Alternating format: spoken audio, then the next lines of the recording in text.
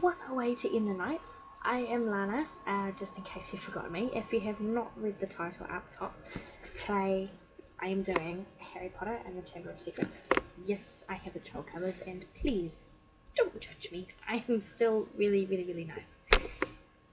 What I'm doing for you guys, just because you're all incredibly special to Joe and I, is tell you about my favourite parts of the book, the characters, plot lines, and whatever else that may actually pop up. There might be a little bit of babble in there, so please forgive me.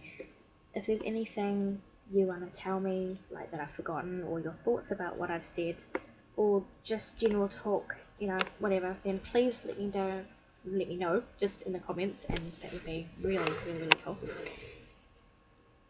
Basically, where Harry gets to meet Dobby. If you don't know who Dobby is, then I don't know what you've been doing, where you've been living, or whatever, but he's an absolutely adorable little house elf, and it's quite tragic actually what happens later on, and trust me, I'm not going to say anything, but read the series, you'll be fine.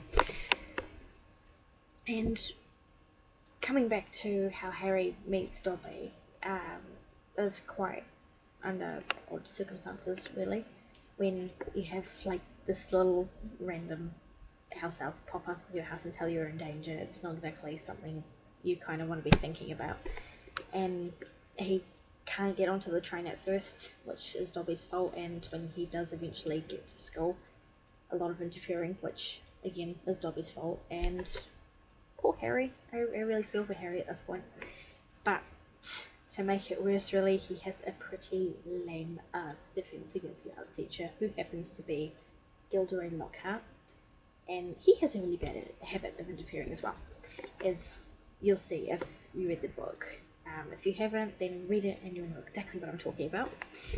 And to continue with that, like in saying that, he's portrayed as quite an interesting like persona. You know, he's done all these amazing things, coming up with recipes and getting rid of pests and whatnot, and in reality he hasn't done any of that. He's just tracked people down in a bit of a stalkerish way and taken their knowledge, what they've done, their stories, and made them forget it all and taken credit for it. I mean, how sad is that? So it's quite a triumphant ending to what happens later in the book and how Harry and Ron deal with it at the time. And basically, one of the other characters that features quite highly in the books, like Dobby, he features quite highly, and Gilderoy as well, just because he is a main character in there. But this other character I'm about to mention plays a really big part in the entire series, not just this book, but just in the whole thing, and he is a very main character. And I'm not talking about Ron, Hermione, or like Harry Potter or anything as such. It's actually Lord Voldemort, the Dark Lord, aka Tom Riddle, and how he actually manages to possess Ginny and make her do all these horrendous things that she doesn't remember, and she gets dragged down into the Chamber of Secrets, and Harry and Ron get to rescue her essentially.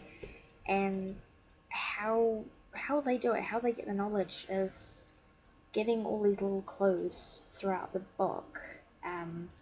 When you've got, say, like Colin Creevy, when he gets petrified with, like, and, you know, he's got this camera in his hands, and the film has just been absolutely melted and everything, and you can't get anything from it, but, and you get, like, just that hint, and then you get, like, ones with Nearly Headless Nick being petrified as well, and Filch's cat, which is sad because I'm a cat lover, so if you're going to get me a birthday present, give me a cat and I will love you.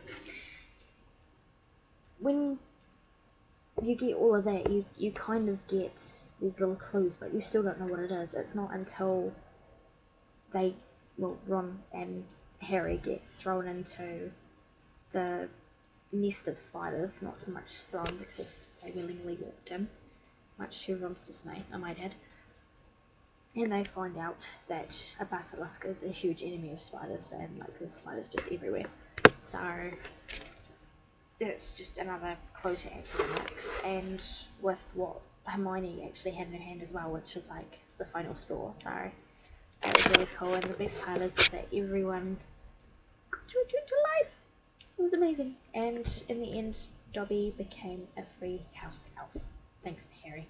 So Dobby really loves Harry, and Harry actually really likes Dobby.